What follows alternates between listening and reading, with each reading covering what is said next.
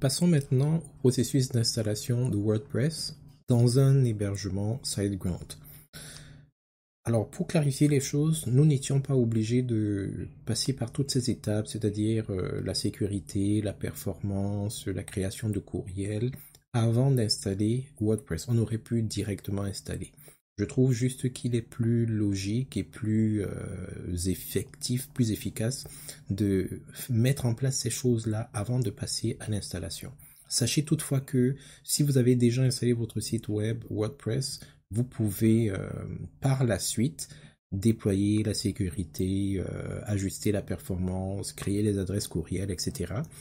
C'est juste qu'à certains endroits, il vous faudra refaire certains ajustements. Pour pouvoir donc créer le site web WordPress, vous vous connectez à votre tableau de bord et vous avez différentes options. À partir du tableau de bord, vous avez les objets épinglés si vous voulez. C'est un peu comme les actions les plus récurrentes que vous aurez à faire. Donc vous pouvez cliquer sur App Installer. L'autre façon d'y parvenir, c'est de venir ici sous l'onglet Développement et puis de choisir App Installer. C'est exactement la même chose. Si c'est vraiment un site web WordPress que vous voulez, vous pouvez également venir ici sous WordPress. Pourquoi je le précise? Parce que App Installer va vous permettre de créer différents types d'applications, d'installer différents types d'applications.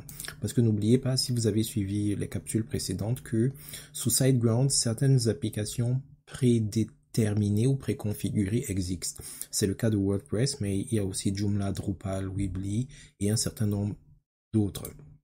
Donc, si vous ne voulez pas avoir à interagir avec tous ces choix, vous pouvez tout simplement venir ici au niveau de l'onglet WordPress et puis sélectionner Install and Manage. Alors, vous avez deux options principales, soit WordPress tout seul, soit WordPress avec WooCommerce directement. Donc, si on revient ici, là, au niveau de l'installateur, c'est exactement pareil. Soit on a WordPress, soit on a WordPress avec WooCommerce. Alors, WordPress tout seul, ça suppose que vous voulez un site web institutionnel, un blog, bref, quelque chose de ce genre. Et si vous allez avec WordPress plus WooCommerce, ça veut dire que en plus des fonctions standards du site web, vous voulez lui adjoindre des fonctionnalités liées au commerce électronique. Alors, je vais aller avec l'option de App Installer. Première étape, donc, vous sélectionnez l'application que vous voulez installer. Dans notre cas, c'est WordPress. Deuxième étape, au niveau du domaine, vous sélectionnez le domaine ou le sous-domaine dans lequel WordPress doit être installé. Si on avait des sous-domaines, ils seraient disponibles ici dans la liste déroulante. Ici, on a juste notre domaine principal, WebGrid. On va donc laisser. Prochaine étape, vous choisissez la langue d'installation. Moi, je préfère souvent le français du Canada, mais ici, j'ai juste français de France. Je ne vais pas le prendre. Alors, certains pourraient se dire, mais le français du Canada, le français de France, c'est la même chose. Oui et non. D'un point de vue grammatical, c'est peut-être la même chose, et encore. Mais la particularité de ces langues-là, c'est qu'elles auront parfois des conséquences sur l'heure de votre site web, les fuseaux horaires, la manière dont les devises, les dates vont s'afficher, etc. Et le français n'est pas représenté exactement de la même manière suivant le territoire dans lequel on se trouve. Alors bien entendu, ce sont des éléments que on peut ajuster par la suite, mais pour éviter parfois d'avoir à chercher d'où vient le fait que les dates des blogs s'affichent un peu bizarrement, ce genre de choses. C'est parfois plus simple de juste aller avec la langue qui correspond au territoire sur lequel vous êtes ou alors au public cible avec lequel vous allez interagir. Si vous n'avez pas de problème avec l'anglais, vous pouvez également laisser English United States parce que la langue qui est ici, là, ce n'est pas la langue du site web qui sera visitée par vos utilisateurs, mais c'est la langue de l'interface d'administration que vous allez gérer. Donc, comme il n'y a pas français Canada, je vais laisser English United States pour le moment. Prochaine étape, vous choisissez le domaine ou plutôt le dossier d'installation. Par défaut, c'est main folder. Dans 99% des cas, ce sera ce qu'il faudra faire. Si jamais vous voulez installer WordPress dans un sous-dossier, il faudra venir ici dans Subfolder et indiquer le dossier en question.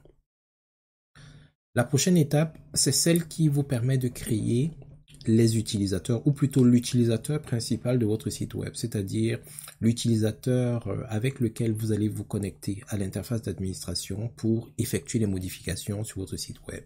Il est donc question ici de fournir le nom d'utilisateur, son mot de passe et l'adresse courriel à laquelle on pourra rejoindre la personne en question.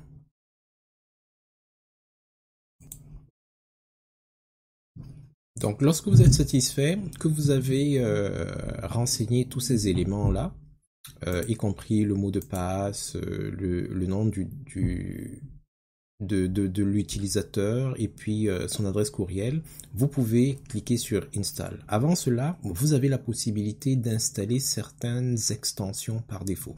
L'extension qu'il se propose d'installer pour vous, c'est l'extension qui s'appelle WordPress Starter. C'est une extension qui va un peu, disons, vous familiariser avec l'interface de WordPress, qui va vous suggérer certaines étapes à suivre dans le processus.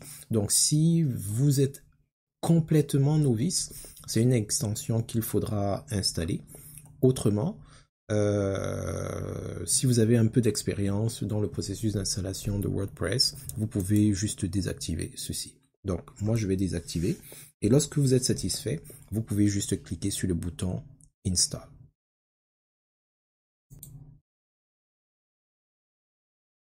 Après quelques secondes, vous devriez avoir un message comme celui-ci, surtout si tout s'est passé comme prévu, qui vous indique que WordPress est installé sur votre domaine.